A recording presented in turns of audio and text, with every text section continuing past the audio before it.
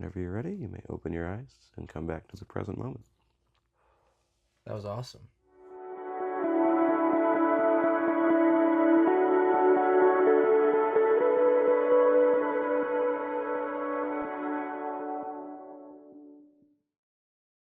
Pretty There we good, go. That was a brother. little better.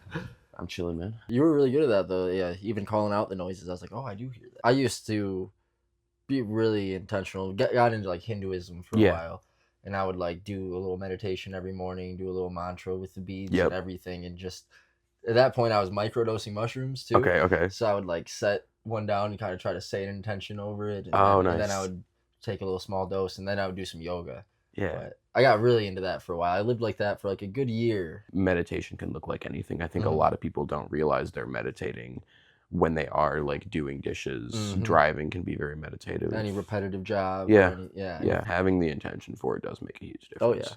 yeah. Well, I think my second or third time doing DMT, I was Mhm. out in San Francisco, Yeah.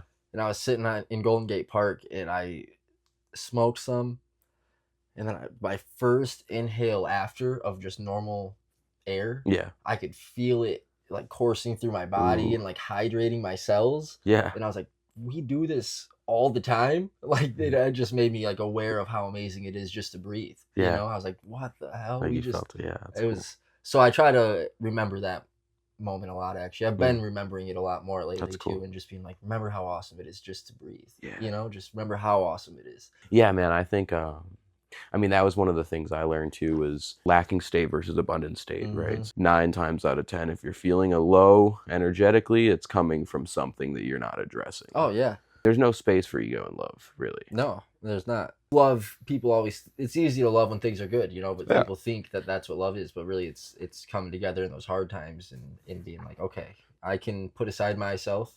Yeah. And let's put aside, and let's just move on from whatever this is that's not even that big of a deal to begin with, you know. I learned this too. The narrative that we tell ourselves, the narrative that we Mhm. build past and future, is where the ego lives. Oh yeah. So if you can deconstruct the narrative, the ego's on full display. It's not hiding anymore. It's not able to hide as well. But that's what it likes to have, a narrative. It likes to have, well, you did this, or a narrative in some way, because then it gives the ego power. So when you can just even get rid of that and start deconstructing that first, it makes it a lot easier to see what's happening. Like, well, this isn't how I feel. Like, I love this person, or Oh yeah. I want, we both want this, or whatever. So.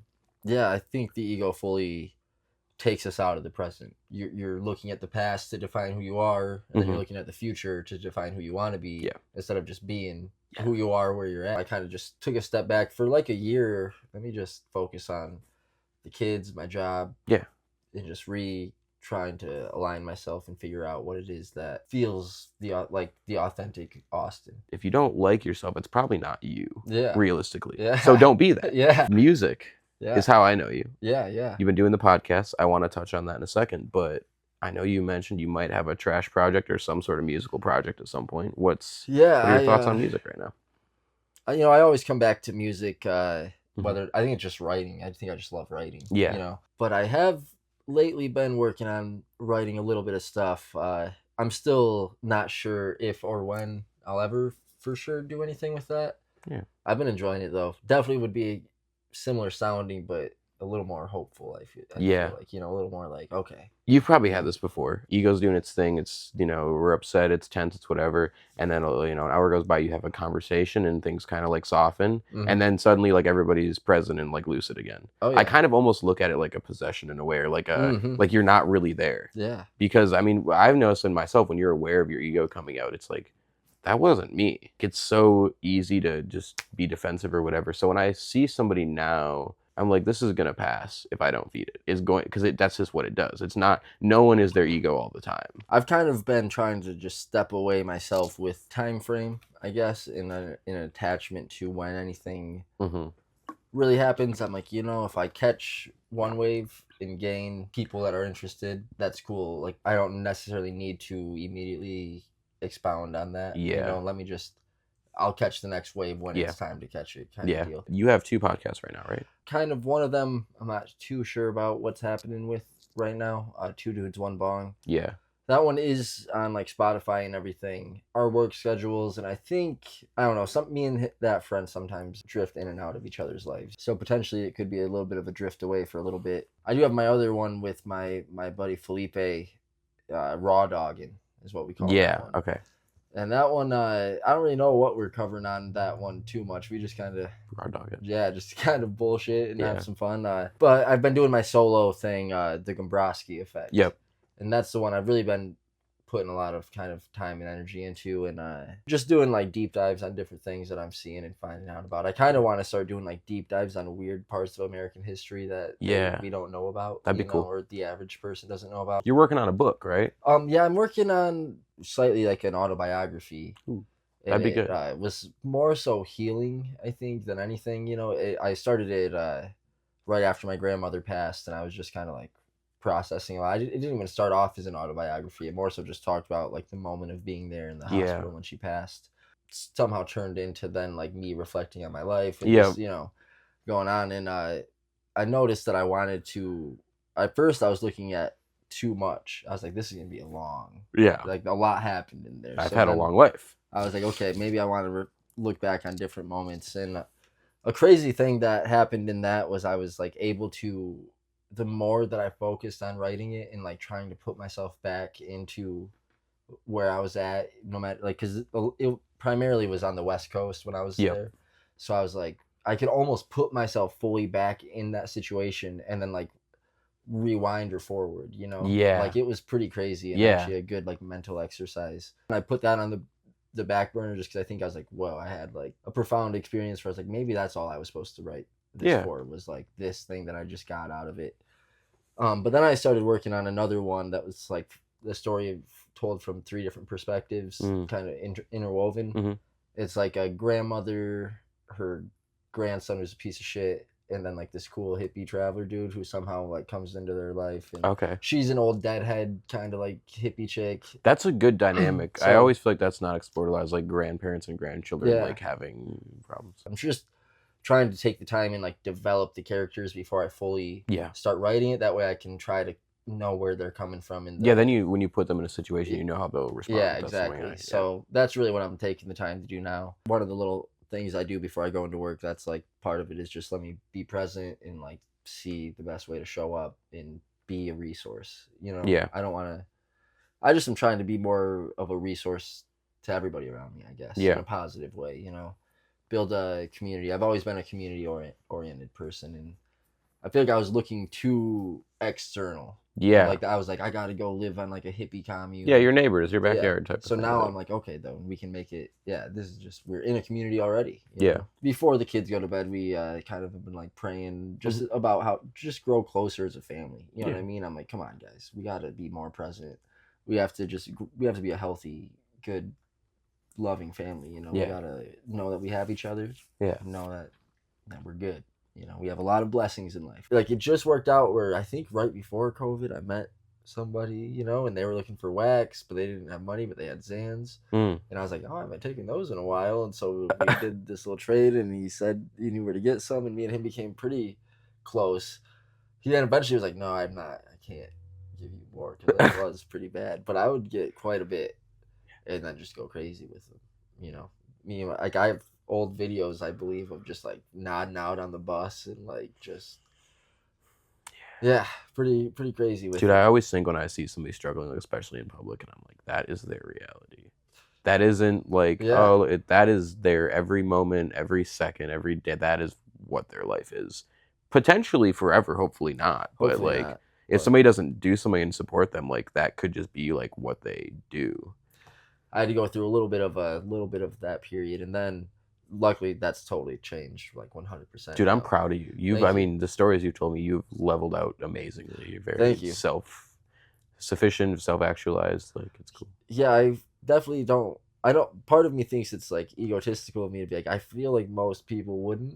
That because it's like the amount of acid I used to do alone, I think people don't really end up coming back totally. Statistics wise, yeah. So the craziest story I think that I have is we were out in Venice Beach. It was me and my friend that I do 2 dudes 1 bong with. Yep. So we're in Venice Beach, just crashing. Was that when you hitchhiked out there?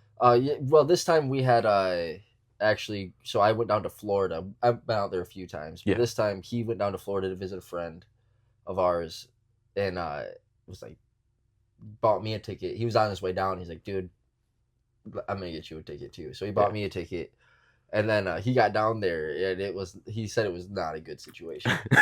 So, but we were down there, and we were like, let's just go to California, dude. Let's go to the other side of the country. Let's just leave, because this shit sucks. But I am also craving something. You know, like we need something, because Michigan wasn't it for us either. You know, like we were both not in the greatest places in our lives, and so we ended up out there, and we had stolen these shirts from Kohl's or something. You know, I think I had like I don't know what shirt I had on exactly, but he had this like Led Zeppelin like crazy tie-dye. Yeah. And this dude was like, hey man, he went to the bathroom, and this dude was like, dude, I like your shirt. You wanna, like, I have some hash.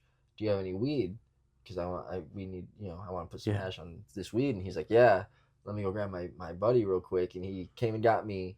So we're smoking with this dude, and somehow he pulls out, I don't know exactly what happened, but he pulls out this thing.